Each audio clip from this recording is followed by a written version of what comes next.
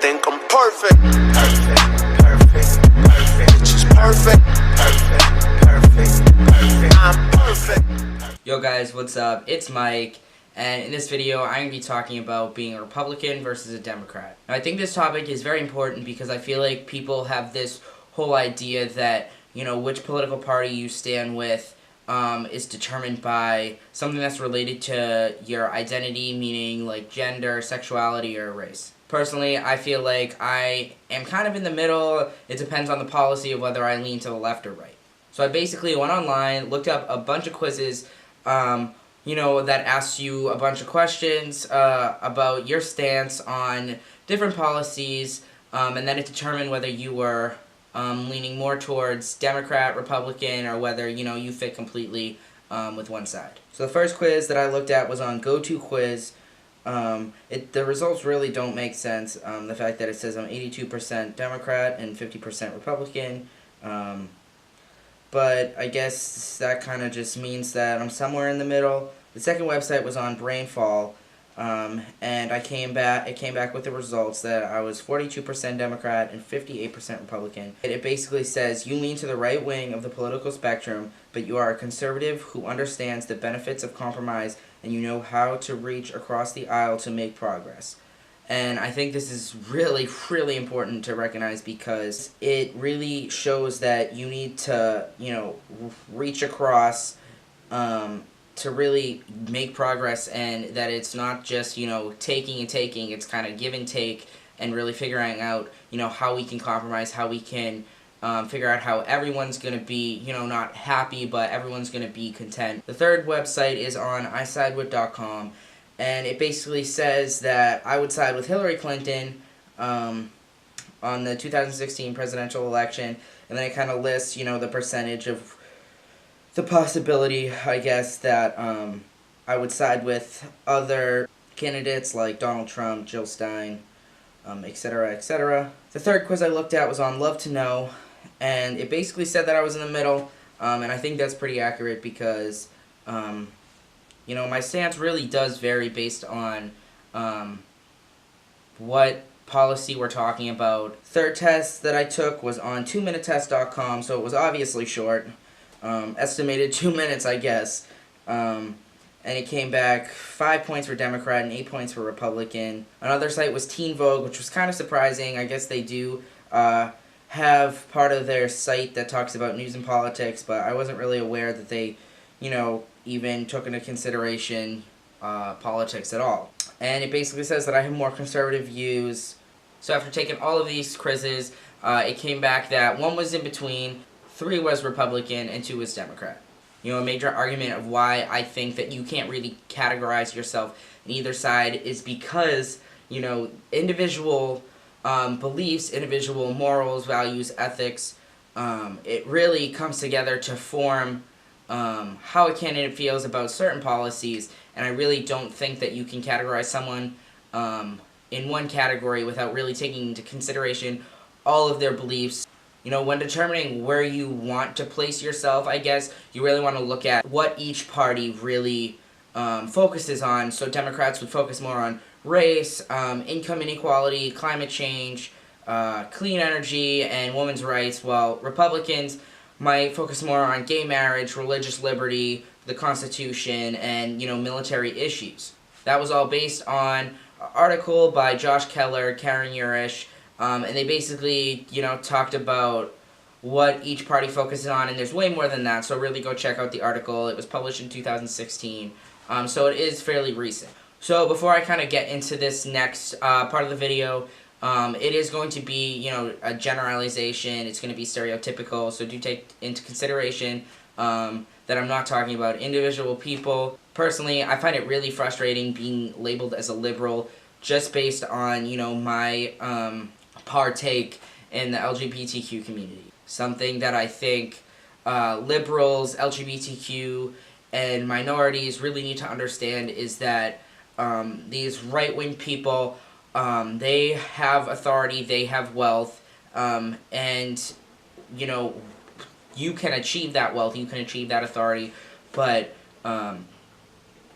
right-wing, wealthy people, authoritative people, you know, They won't really ever experience how it feels to, be a homosexual or be transgender, and experience these different types of struggles that, left people in the LGBTQ does have to deal with. Another thing that I really find so frustrating is that liberals, uneducated liberals specifically, will go at certain people like Ben Shapiro or Steven Crowder, and they'll expect to win, but they won't come to the table with anything but feelings. And if you're going to try to fight these people who do this for a living, who fight or debate people for a living, and they bring facts to the table, science, all this information, you can't expect to win an argument with nothing but your internalized perception of the world.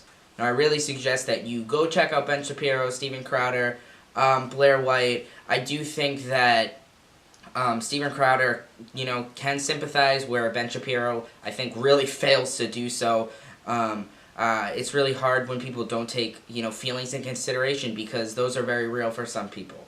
I know I may be focusing a lot on the LGBTQ versus right-wing conservatives, but I think at the heart of, the arguments between them, there really needs to come a time where there's compromise, where it's not just take. One example that I really want to talk about is the whole debate about pronouns.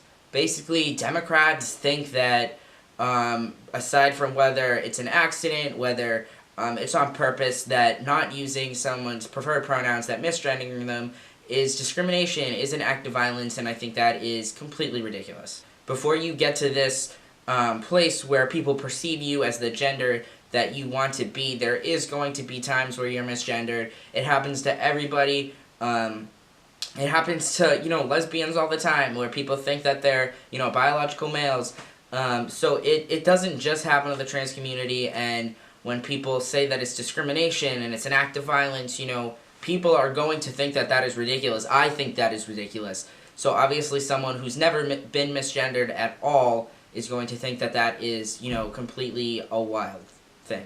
Where Republicans kind of think that, that this is crazy. We have had two genders this entire time. What is happening? And we use gender in almost everything. We use it in the bathroom. Growing up, when you're in school, it was boys go over there, girls go over there. So it really, this, binary really holds, where how we protect, youth, and how we kind of use the system, and, even it's always in our daily lives. The second thing that I want to talk about is basically the bathroom issue, because, this is a big issue, and both sides really state a case and state how they feel. Personally, I think that, I don't want to speak for all of the transgenders, but I really believe that, people want the transgender community, they just want to go into the bathroom and get out. There's no, they don't want to make a statement. They don't want to, make anybody feel uncomfortable, because they already feel uncomfortable, and they don't really see a point in, making the situation already worse. I know a lot of trans people who are even afraid of using the bathroom that they prefer, just because they don't feel like they're perceived as the gender that they are, transitioning to. And I think that the left side really needs to understand that the right is genuinely concerned for future generations. As much as they want, people to be happy, I think that they're really worried about the safety for children, and, no young child should go into the bathroom, and see any parts in the pants, I guess, is what I should say.